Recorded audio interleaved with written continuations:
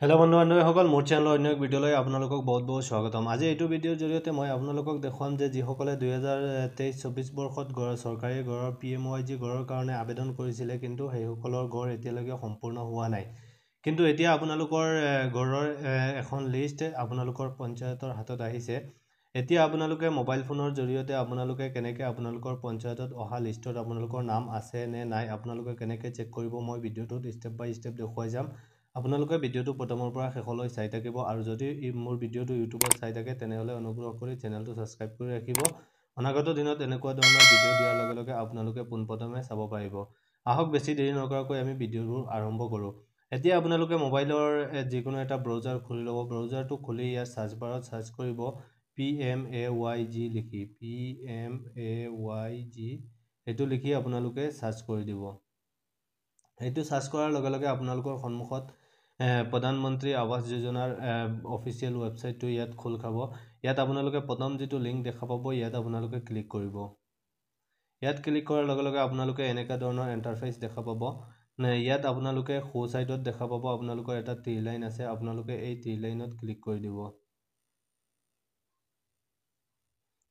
এই ত্ৰি লাইনত ক্লিক কৰাৰ পিছত অকণমান স্ক্ৰল কৰি আহিব, আহি 2 নম্বৰত দেখা পাব আৱাজ ছফ্ট, ইয়াত আপোনালোকে ক্লিক কৰিব। ইয়াত ক্লিক কৰি অকণমান স্ক্ৰল কৰিব। ইয়াত আপোনালোকে দেখা পাব 4-5টা অপশ্যন খোল খাইছে।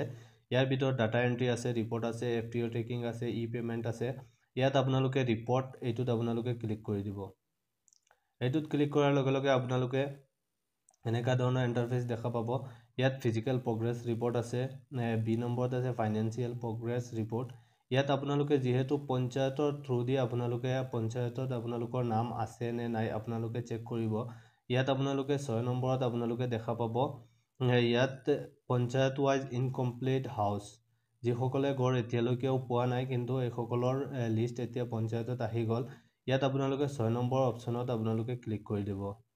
ইয়াত ক্লিক কৰাৰ পিছত আপোনালোকে অকণমান স্ক্ৰল কৰিব। স্ক্ৰল কৰি ইয়াত আপোনালোকে দেখা পাব 2024-25, ইয়াত প্ৰধানমন্ত্ৰী আৱাস যোজনা গ্ৰামীণ লিখা আছে। ইয়াৰ তলত আহি আপোনালোকে দেখা পাব অল ষ্টেট, আপোনালোকে ইয়াৰ পৰা অসমটো চিলেক্ট কৰি ল'ব। এইটো চিলেক্ট কৰাৰ পিছত আপোনালোকে তলত ক্লিক কৰিব। ক্লিক কৰি আপোনালোকৰ নিজৰ নিজৰ ডিষ্ট্ৰিক্টটো ইয়াত আপোনালোকে শুদ্ধকৈ চাই এইটো চিলেক্ট কৰি দিব। ইয়াৰ পিছত আপোনালোকে তলত দেখা পাব আপোনালোকৰ ব্লক, ইয়াত আপোনালোকৰ ব্লকটো শুদ্ধকৈ আপোনালোকে ইয়াত এইটো চিলেক্ট কৰিব। এইটো চিলেক্ট কৰাৰ পিছত আপোনালোকে তলত আহি আপোনালোকৰ গাঁও পঞ্চায়তৰ নাম, ইয়াত আপোনালোকে শুদ্ধকৈ বিচাৰি আপোনালোকৰ নিজৰ নিজৰ গাঁও পঞ্চায়তৰ নাম আপোনালোকে ইয়াত চিলেক্ট কৰিব। এইটো চিলেক্ট কৰি তলত আহি এটা কেপচা কোড দেখা পাব। ইয়াত কেতিয়াবা মাইনাছ কৰিব দিয়ে, কেতিয়াবা প্লাছ কৰিবলৈ দিয়ে, গতিকে আপোনালোকে এইটো শুদ্ধকৈ প্লাছ মাইনাছ যি হওক আপোনালোকে ইয়াত শুদ্ধকৈ এইটো আপোনালোকে বহাই ল'ব।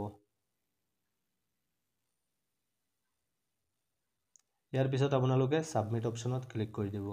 ছাবমিট অপশ্যনত ক্লিক কৰাৰ পিছত আপোনালোকে অকণমান স্ক্ৰল কৰিব। ইয়াত তলত আহি দেখা পাব আপোনালোকে ডাউনলোড এক্সেল, ডাউনলোড PDF। ইয়াত আপোনালোকে তলত দেখা পাব আপোনালোকৰ ভিলেজ নেম, যাৰ যিটো গাঁৱৰ নাম আছে ইয়াত গাঁৱৰ নাম দেখা পাব। ইয়াত টোটেল চেনচন আপোনালোকে দেখা পাব।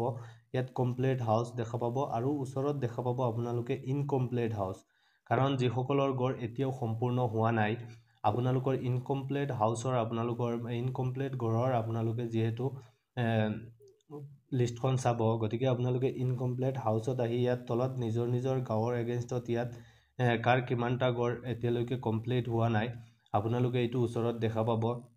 ইয়াত আপোনালোকে এই ইনকমপ্লিট হাউচৰ তলত আপোনালোকে এইটো নাম্বাৰত ক্লিক কৰি দিব। এই নাম্বাৰত ক্লিক কৰাৰ লগে লগে আপোনালোকৰ সম্পূৰ্ণ আপোনালোকৰ ডিটেইলছ ওলাই আহিব, কাৰ কাৰ ঘৰ এতিয়ালৈকে কমপ্লিট হোৱা নাই, তাৰ বেংক নেম আহিব, বেনিফিচিয়াৰী নেম আহিব, আৰু তাৰ পঞ্চায়তৰ নাম আহিব, গাঁৱৰ নাম, একাউণ্ট নাম্বাৰ, IFSC কোড, আৰু তাৰ চেনচন হোৱা ঘৰৰ নাম্বাৰো ইয়াত আহিব। ইয়াৰ পৰা আপোনালোকে এইখন প্ৰিণ্ট ওলাই আপোনালোকে পঞ্চায়তৰ লগত যোগাযোগ কৰিলে আপোনালোকৰ ঘৰ অতি সোনকালে দিয়া হ'ব। এতিয়া আপোনালোকে যিটো ইনকমপ্লিট হাউচৰ তলত যিটো সংখ্যা পাইছিলে, সংখ্যাটো ক্লিক কৰাৰ পিছত আপোনালোকৰ সম্পূৰ্ণ ডিটেইলছ ইয়াত ওলাই আহিব। ইয়াৰ পঞ্চায়তৰ ভিতৰত আপোনালোকৰ গাঁৱৰ নাম আহিব, আপোনালোকৰ ব্লকৰ নাম, আপোনালোকৰ পঞ্চায়তৰ নাম, আৰু আপোনাৰ নামত চেনচন হোৱা ঘৰৰ যিটো চেনচন নাম্বাৰ, এই নাম্বাৰটো ৰেজিষ্ট্ৰেশ্যন নাম্বাৰটো ইয়াত ওলাই আহিব। ইয়াত আপোনালোকৰ বেংক নেমো ইয়াত ওলাই আহিব, সম্পূৰ্ণ ডিটেইলছ ইয়াত ওলাই আহিব। আপোনালোকে ইয়াৰ পৰা এইটো প্ৰিণ্ট মাৰিও ৰাখিব পাৰে আৰু সম্পূৰ্ণ আপোনালোকে মোবাইলৰ জৰিয়তে আপোনালোকৰ এইটো লিষ্টত নাম আছে নে নাই আপোনালোকে এনেকৈ চেক কৰিব পাৰে। আশা কৰোঁ ভিডিঅ'টো আপোনালোকে বুজি পাইছে। যদি বুজি পায় তেনেহ'লে এইটো বেছিকৈ শ্বেয়াৰ কৰি দিব।